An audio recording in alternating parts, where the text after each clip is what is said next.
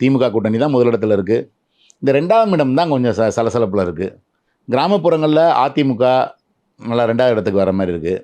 நகர்ப்புறத்தில் 2வது இடத்துக்கு விஜய் கடும் போட்டி ஏற்படுத்திட்டு இருக்கார் அதிமுகவுக்கு. நகர்ப்புறத்தில் வந்து என்ன காரணம், கிராமத்து பெண்கள் விஜய்க்கு போகிறத விட நகரத்து பெண்கள் விஜய்க்கு அதிகம் போடுறாங்க. இது ஒரு முக்கியமான காரணம். அங்கேயும் யங்ஸ்டர் வந்து போடுறாங்க கிராமத்தில், சிட்டிலையும் யங்ஸ்டர்ஸ் போடுறாங்க. சிட்டியில் வந்து இளம் பெண்கள் அதிகமாக விஜய்க்கு போடுறது நாங்கள் பார்க்க முடிஞ்சிச்சு. அதனால் வந்து நகர்ப்புறங்களில் அவர் 2வது இடத்துக்கு வர்றாரு. இதுதான் இந்த இதாக இருக்குது. ஒரு திமுக முதலிடத்தில் இருக்குது. அதுக்கு அடுத்த இடத்துல விஜயா அதிமுகவும் மாறி மாறி வருது. அது கிராமப்புற தொகுதியாக இருந்தால் அதிமுக இருக்குது. நகர்ப்புற தொகுதிகளாக இருந்தால் சில தொகுதிகளில் விஜய் முன்னுக்கு வராரு. அது இன்னும் போக போக இன்னும் கூட்டணி கட்சிகள் சில கட்சிகள் இன்னும் முடிவு பண்ணாமல் இருக்கே.